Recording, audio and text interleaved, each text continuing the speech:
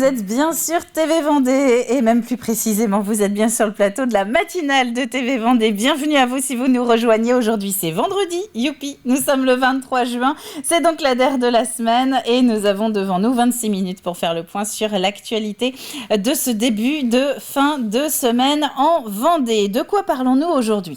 Eh bien, nous parlons notamment de ce très fort agacement, pour ne pas dire autre chose, de la maire de Réaumur. Comme beaucoup d'élus en Vendée, elle en a plus que marre des déchets sauvages, des gravats, des sacs poubelles, même un frigidaire retrouvé dans la campagne autour du bourg. Ce n'est pas la première fois que ça arrive à Réaumur et la maire donc tenait à le faire savoir à l'ensemble des administrés. Vous verrez de quelle manière en début de journal. Nous allons faire aussi un point sur l'accès aux soins en Vendée cet été. Les fermetures régulières des urgences à Fontenay-le-Comte, Montaigu-Vendée ou encore les Sables-d'Olonne ne vous ont sans doute pas échappé. Nous allons donc aller à la rencontre du directeur de l'ARS des Pays de la Loire pour en parler. Nous revenons aussi sur ce temps fort hier matin à La Roche-sur-Yon. Les cloches de l'église Saint-Louis ont été déposées, c'est-à-dire qu'elles ont été sorties de leur clocher. Le temps de rénover à la fois l'édifice, mais aussi ses bourdons. Et c'est une opération qui, évidemment, n'est pas passée tout à fait inaperçue, d'autant qu'elle a occupé une bonne partie de la matinée. Et puis dans nos chroniques, eh bien, comme chaque vendredi, on va retrouver quelques idées de sortie dans le département pour cette fin de semaine, ou encore notre tout dernier indice pour tenter de remporter vos places pour les Nuits de la Tour. Je vous rappelle qu'il y a 4 gagnants qui vont être tirés au sort ce vendredi après-midi parmi les bonnes réponses envoyées sur tvvendée.fr. Avant de vous la donner, justement, la question de la semaine, on va faire tout le reste et on va commencer par la météo notamment, avec ce ciel dégagé dès ce matin pour quasiment toute la Vendée. On avait juste une petite poche de brume-brouillard au réveil dans les canaux du Marais Poitevin et puis, logiquement, c'est ce qui était annoncé, en tout cas par les prévisionnistes, un léger voile au-dessus du quai Carnot à Port-Joinville, mais du soleil partout ailleurs et des températures qui flirtent avec les 20 degrés en milieu de journée. Cet après-midi, nous allons garder ce beau soleil et ce ciel dégagé pour tout le littoral. Nous aurons quelques moutons dans le ciel du Bocage. Pas de pluie, mais pas de franc soleil non plus. Donc pour toute la moitié est de la Vendée, les températures grimpent. 24 au Sables-d'Olonne jusqu'à 27 du côté de Fontenay-le-Comte, voire 28 entre Challans et La Roche-sur-Yon. Pour ce week-end, vous allez me demander, eh bien pour ce week-end, vous pouvez faire tomber les pulls, il n'y a aucun problème. Samedi 24 juin avec du soleil pour tout le monde jusqu'à 30 degrés l'après-midi. Et ce sera la même chose pour le lendemain, à savoir le dimanche 25 juin. Nos horaires de marée à présent. Eh bien, nous avons un point le plus haut à 8h30. La basse mer, c'est en milieu d'après-midi, quasiment à 15h. Et je vous propose ensuite une nouvelle pleine mer en début de soirée pour un pique-nique dîner avec les orteils qui vont être léchés par la marée haute puisque celle-ci est prévue à 9h moins le quart ce soir, à 20h46 très exactement. On enchaîne avec la carte des marchés où on aime bien poétiser un petit peu jusqu'aux horaires de marée dans la matinale. On enchaîne donc avec nos marchés du vendredi. Vous pouvez aller du côté de Challans à la rencontre des producteurs locaux, ainsi qu'à Bournezeau ou encore à La Roche-sur-Yon et Saint-Hilaire-des-Loges. Pour l'éphéméride, souhaitons une bonne fête aux Audrey, aux Paola, aux Paulette également. Un petit dicton, le sage dit qu'à la Sainte Audrey, mieux vaut suer que grelotter. Nous avons donc un sage particulièrement perspicace en ce 23 juin. Notez que demain, ça c'est une info pratique qui est plutôt sympathique à retenir, c'est la Saint-Jean et avec toutes les fêtes et les feux que cela suppose. Du côté de Martinets par exemple, vous allez voir en milieu de journée ce vendredi comment on s'y prépare à la Saint-Jean puisque ce sera le sujet de la Vendée en direct du jour d'Alexandre Debray. Il est allé donc du côté de Martinets. C'est l'anniversaire aujourd'hui du meilleur ami de Trivalis, on va dire ça comme ça. 15 ans pour Wall-E, vous savez le robot nettoyeur imaginé par les studios Pixar, c'était en 2008, la sortie du film d'animation. Quant au soleil, eh bien il est avec nous depuis 6h12 en Vendée et il se couchera à 22h03. On passe au journal.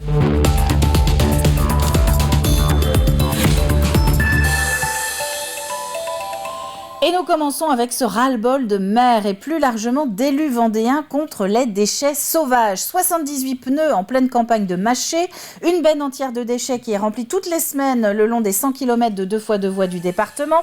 Dans l'agglo de La Roche-sur-Yon, autre exemple, ce sont 2 remorques pleines chaque jour qui sont chargées par les agents publics du bourg à la grande ville. Donc vous l'avez compris, peu importe la taille de la commune, aucune n'échappe aux sacs poubelles, aux gravats, aux restes de fast-food qui sont jetés dans la nature. À Réaumur, la maire est excédée. Elle a décidé de le faire savoir sur les réseaux sociaux pour appeler à la prise de conscience, mais également à la prise de responsabilité. Diane Delangle. Ce coup de gueule sur les réseaux sociaux de la commune de Réaumur met le doigt sur un phénomène de plus en plus fréquent. Ici, comme aux quatre coins du département, des dépôts sauvages sont constatés plusieurs fois dans l'année. C'est pas la première fois qu'on fait ce genre de publication. On a déjà été concerné par cette situation de dépôt sauvage sur l'espace communal. Et aujourd'hui, on ne peut pas laisser faire ça. Donc on publie pour pouvoir parfois avoir des informations, puisqu'on n'a pas toujours les informations sur le propriétaire. On veut redonner les biens aux personnes. C'est pas à nous de traiter les déchets des gens. Donc là, pour la dernière fois, on a trouvé un frigo qui était plein de nourriture, des écrans plats, un sommier, du matériel de bébé pour les enfants qui ont été balancés. Sur ce paisible chemin de campagne, ce sont des plaques de fibro amiantées qui ont été abandonnées. Selon les publications, parfois des témoins se manifestent. Dans d'autres cas, agents et élus de la commune mènent l'enquête. Ça nous est déjà arrivé, on prend des gants et on fouille. Et parfois on trouve. Donc ça nous est arrivé de rapporter les poubelles chez les personnes en disant « c'est à vous ». Il y a les cahiers de vos enfants dedans, donc c'est à vous. Ça nous est arrivé, tellement il y avait du volume, de verbaliser, parce que c'est pas normal. C'est intolérable aujourd'hui. C'est ce que je pense. On a le porte-à-porte chez soi pour les déchets ménagers. Les sacs jaunes, on peut en prendre autant qu'on en veut dans les communes, bon, raisonnablement. La déchetterie est à notre porte, et les gens se donnent même pas la peine et ils balancent. C'est de la pollution. Et après, c'est du temps passé, de l'argent public balancé aussi encore dans la nature. Des incivilités qui ont un coût pour la collectivité. À Réaumur, un arrêté verbalise à hauteur de 50 € les dépôts sauvages inférieurs à 100 litres, 150 € s'ils sont supérieurs. La récidive coûtera quant à elle 100 à 300 €. Alors de 50 à 300 € en fonction du litrage, ça ce sont les montants des amendes votées à Réaumur. Mais les municipalités sont aussi accompagnées par l'État. Si les auteurs des déchets sauvages sont retrouvés et qu'ils ne se chargent pas eux-mêmes de récupérer leurs déchets, ils encourent une amende qui est prévue entre 1 500 et 150 000 €. Notre santé à présent avec l'ARS, l'Agence régionale de la santé, qui présente cette semaine sa politique de soins pour cet été dans les Pays de la Loire. En d'autres termes, comment s'organiser au cours des prochaines semaines pour concilier les congés des soignants avec le suivi des patients, notamment dans les hôpitaux. Une situation, vous vous en êtes probablement rendu compte, qui s'est complexifiée depuis quelques mois maintenant avec la mise en application du plafonnement de la rémunération des intérimaires. Ceux qui n'acceptent pas les montants désormais identiques à tous se retirent des plannings, ce qui engendre des fermetures ponctuelles des urgences, par exemple. Mais pour le directeur de l'ARS, la situation aurait tendance à se stabiliser. Ce temps de recherche un peu effréné de professionnels est aujourd'hui derrière nous. Et donc, on a des intérimaires qui ne viennent plus, qui étaient sur une forme de mercenariat. Ces dérives de l'intérim médical contre lesquelles le gouvernement et le ministre de la Santé entendaient lutter. Et on en a d'autres qui ont choisi de s'inscrire de manière plus pérenne dans le fonctionnement des établissements. Et donc, c'est dans ce sens-là que les organisations sont stabilisées et que les effets de la Loiriste à court terme sont quelque part derrière nous. Après, très concrètement, on a un petit peu moins d'intérimaires que ce que l'on avait avant, et donc on a des établissements qui étaient fragiles, qui le demeurent. Une fragilité qui se ressent en Vendée, aussi bien à Montaigu-Vendée qu'au Sables-d'Olonne, à Luçon et à Fontenay-le-Comte. Fontenay, où de nouvelles fermetures des urgences sont justement annoncées pour les prochains jours. Ce sera le cas de dimanche matin 8h30 à lundi matin 8h30, puis de vendredi 30 juin 8h30 au samedi 1er juillet 8h30 également. Alors puisqu'on parle de l'offre de soins de Vendée Grand Sud, c'est-à-dire tout le bassin autour de Fontenay-le-Comte, des images aussi de cette conférence de presse des élus du territoire, des représentants du CHD Vendée et de l'ARS Vendée. Une réunion pour à la fois rassurer les habitants, mais aussi montrer la vigilance des élus pour cet été. Oui, les touristes se concentrent principalement sur le littoral vendéen, ce qui justifie un renforcement des moyens médicaux sur place. Mais la politique reste aussi en parallèle de maintenir des secours à moins de 30 minutes de tout habitant. La fermeture définitive des services hospitaliers à Fontenay-le-Comte n'est donc pas à l'ordre du jour.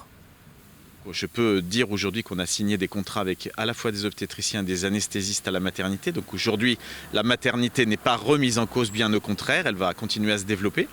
et c'est une bonne nouvelle pour les jeunes parents du territoire du Sud-Vendée. Et puis concernant les urgences, comme à Chaland et au Sables-d'Olonne, nous avons des difficultés. En tout cas pour l'été, j'ai envie de dire que la situation est moins pire qu'on aurait pu penser au mois d'avril. Donc pour l'instant, on a un mois de juillet qui est plutôt bien garni, donc on devrait pouvoir maintenir l'intégralité, j'espère, de nos urgences. Peut-être encore au mois d'août, quelques peut-être fermetures partielles, ponctuelles.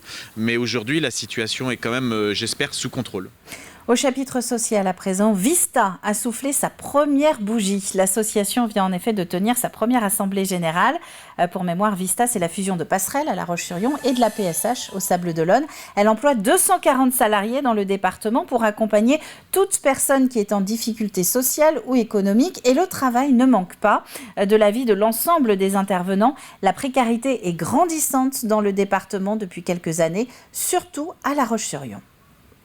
Sur La Roche-sur-Yon, on a une permanence du SAMU social tous les soirs à la gare routière, où il y a un échange, ça dure 2 heures grosso modo, et là ça augmente sérieusement, on est à 80 jusqu'à 100 personnes le soir, et tous les soirs de l'année. Donc là on le voit vraiment concrètement que depuis 2-3 ans ça augmente considérablement.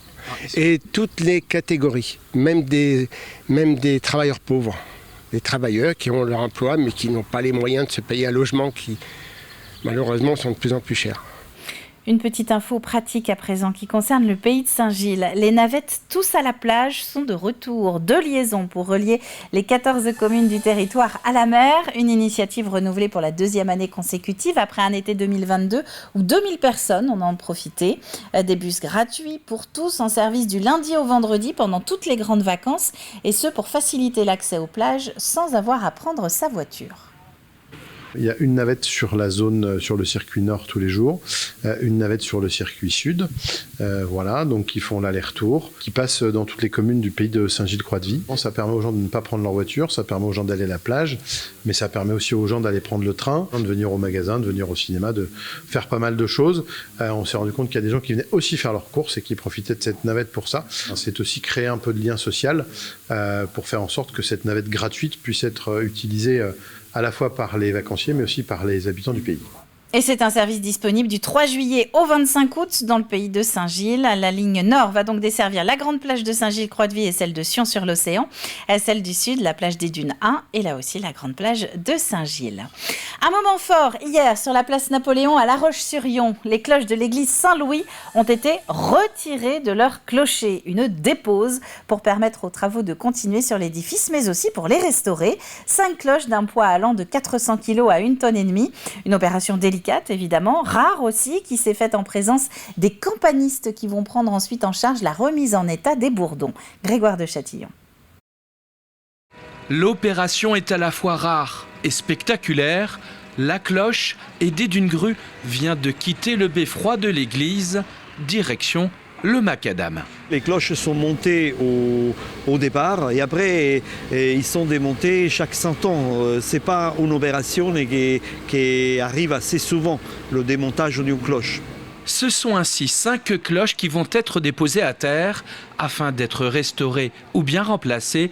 Cette manœuvre bien spécifique, on la doit au travail du campaniste qui ici fait face à un chantier d'envergure. Il y a de la hauteur, il y a du poids, les cloches sont lourdes, il y en a un certain nombre. Derrière, c'est un chantier très complet puisqu'il y a de la création de cloches, on restaure les organes mécaniques, on refait un nouveau beffroi, on restaure un ancien beffroi. C'est un métier rare, c'est ce qu'on appelle les métiers rares. On a un métier d'art en fait, le campaniste, c'est un métier d'art. Et donc, puisqu'il touche au patrimoine, puisqu'il touche à la musique, il faut savoir que là, les 2 nouvelles cloches, ça va être un mi du 3e octave, un sol du 3e octave. L'idée, c'est de créer une cohérence musicale entre l'ensemble des 2 tours qui vont se répondre musicalement. Enfin voilà, c'est une gamme, c'est un instrument de musique. La cloche, c'est le plus gros des instruments de musique. Les 5 cloches seront nettoyées puis brossées afin d'être exposées au public à l'intérieur de l'église dès ce week-end. Elles seront ainsi visibles jusqu'au mois de décembre. L'église Saint-Louis de La Roche-sur-Yon pourrait à nouveau faire sonner ses cloches pour Noël. Et le chantier de restauration totale de l'église Saint-Louis a été lancé en 2017. Il est estimé pour l'instant à 12 ans. La fin est donc prévue en 2029. D'ici là, à bien plus court terme, La Roche-sur-Yon mise notamment sur les échecs pour attirer les curieux. La ville accueille les 1er et 2 juillet prochains les finales nationales de plusieurs coupes de la discipline. Des rencontres organisées par la ville et Route 64, le média spécialisé dans les échecs, un magazine né en Vendée mais à portée nationale, voire au-delà. Une première dans le département, au cours de laquelle les meilleurs joueurs français et quelques-uns des meilleurs mondiaux vont s'affronter. 40 clubs tricolores sont annoncés. On a la chance pour la 2e fois dans l'histoire et pour la première fois à La Roche-sur-Yon d'avoir 4 finales de 4 coupes différentes au même endroit aux Oudéry dans la Halle B de La Roche-sur-Yon, avec cette particularité de rassembler 2 compétitions professionnelles et 2 compétitions amateurs. C'est-à-dire qu'on a 160 joueurs qui viennent de 40 clubs différents se disputer ces 4 coupes. Et on aura à la fois parmi les meilleurs joueurs français, d'anciens champions de France, des joueurs dans le top 100 mondial et peut-être au-dessus, des joueuses également dans le top 50 mondial et des amateurs, mais au sens le plus noble du terme. Et les finales des Coupes nationales d'échecs sont prévues samedi 1er juillet de 13h à 20h, dimanche 2 juillet de 10h à 16h. C'est au Parc Expo des Oudéry à La Roche-sur-Yon. L'entrée est libre et gratuite. Voilà pour l'actualité du jour. On va regarder la météo une dernière fois. Quel temps pour les prochaines heures? Eh bien, c'est un ciel très dégagé pour tout le monde en Vendée. En tout cas, pour ce matin, pas de nuages à l'horizon après un réveil un petit peu brumeux du côté du Marais Poitevin et de l'île Dieu. 14 à 16 au lever, 19 à 20 en milieu de journée. Et cet après-midi, eh bien, du beau temps globalement pour tous. C'est la fin de ce flash. On va maintenant retrouver nos chroniques du vendredi au programme de la musique classique, des idées de sortie aussi pour les prochains jours et le bouclage de notre jeu.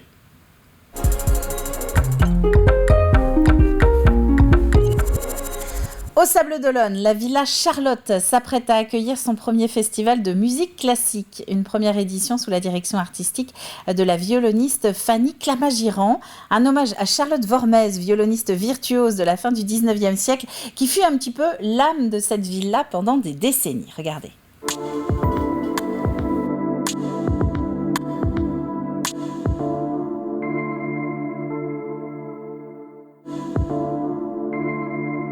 Nous avons souhaité créer au Sable d'Olonne un festival de musique classique, rendant hommage et mettant en valeur le patrimoine de la Villa Charlotte, mettant en valeur son ancienne propriétaire, Charlotte Vormez, qui était une femme assez libre, érudite et violoniste renommée, et qui accueillait à la Villa, au début du siècle dernier, tous les grands, enfin de très nombreux musiciens aujourd'hui reconnus comme Ravel, Saint-Saëns, Massenet et d'autres. C'est aussi notre mission de pouvoir faire vivre les compositeurs de notre temps, surtout si on se positionne aussi dans l'héritage et dans l'hommage aussi qu'on rend à Charlotte Vormez, qui à son époque jouait les compositeurs de son temps.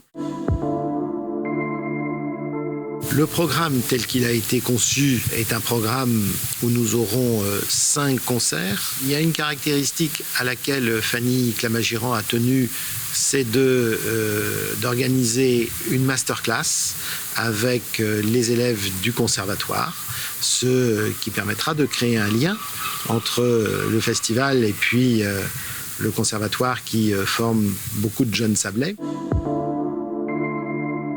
Ce festival aura lieu pendant les Journées du patrimoine, parce qu'il y a un lien évident entre le patrimoine sablais et ce festival, c'est-à-dire le 17, 18 et 19 septembre prochain, du vendredi au samedi.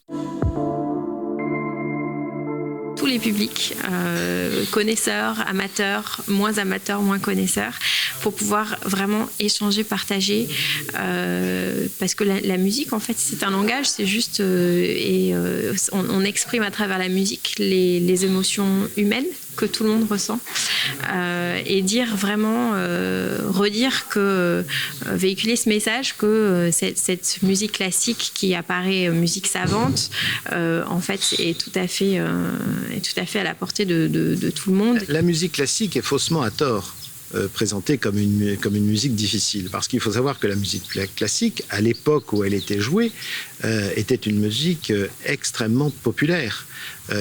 C'était la musique de tous les jours. C'était la musique de certains grands compositeurs, comme Bach par exemple, étaient considérés comme une star à son époque, au même titre que les rockers aujourd'hui sont considérés comme des stars. Et les réservations pour les classiques, cette première donc à la Villa Charlotte qui est organisée le 15 septembre prochain, eh bien les réservations ouvrent demain. C'est pour ça qu'on vous en parle aujourd'hui. Ce sera possible dans tous les offices de tourisme sablais ainsi que sur Internet si vous n'avez pas les Sables d'Olonne à portée de main. Des idées de sortie maintenant.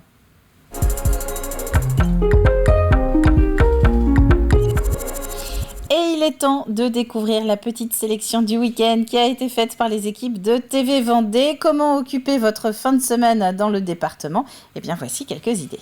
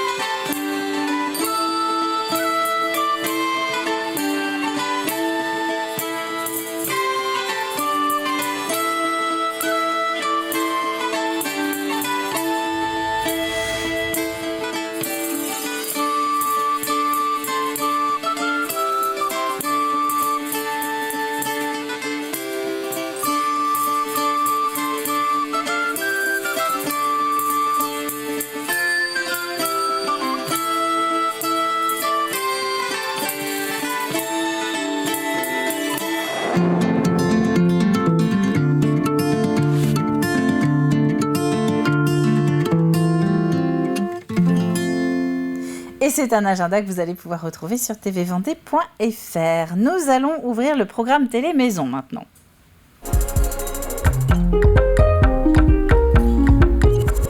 Et dans ce programme télé de TV Vendée à la case du vendredi, nous avons l'émission Préface, un petit peu de littérature, donc avec l'extrait du jour, une rencontre avec Fanny Saintenoy qui sort Les Clés du couloir, un roman épistolaire. Plusieurs fois, vous avez employé le terme plaisir, amusement, ce qui veut dire que dans l'écriture, au-delà des sujets que vous pouvez traiter, qui sont durs, on va le voir avec ce nouveau titre, les clés du couloir, le plaisir, c'est ce que vous recherchez avant tout ?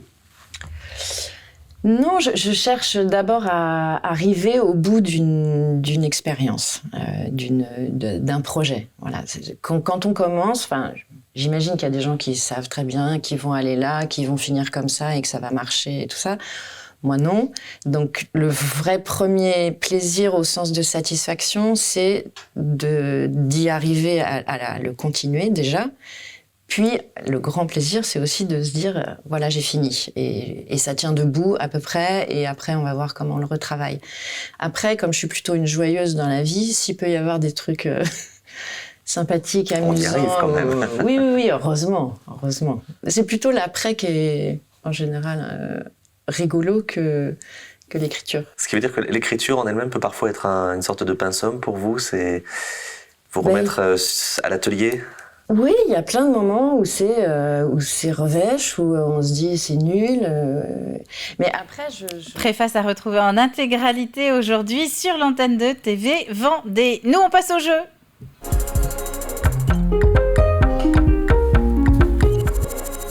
Et alors là, c'est vraiment la dernière ligne droite de la dernière ligne droite. Quelle est la particularité du Vendée Vélo Tour ? À vous de nous envoyer votre réponse sur tvvendée.fr avant midi ce vendredi. La particularité du Vendée Vélo Tour, ce n'est pas le Tour de France, mais l'idée est la même. Ça, c'est l'indice du jour et c'est un indice qui doit grandement vous aiguiller. Ce n'est pas le Tour de France, mais l'idée est la même. Vous allez pouvoir retrouver nos 5 indices de la semaine d'ailleurs sur tvvendée.fr dans la rubrique jeu, là où vous pourrez ensuite juste en dessous mettre votre réponse et être peut-être un de nos 4 gagnants qui repartiront chacun avec 2 places pour les Nuits de la Tour sur la 2e quinzaine du mois de juillet à Angles, cette fresque et ce son et lumière. C'est la fin de cette matinale. Je vous souhaite une très très bonne fin de semaine. On va se retrouver maintenant lundi à 7h. L'info continue évidemment. Le journal de 12h30 et de 18h tout à l'heure sur TV Vendée. D'ici là, très bonne journée à vous tous et à lundi.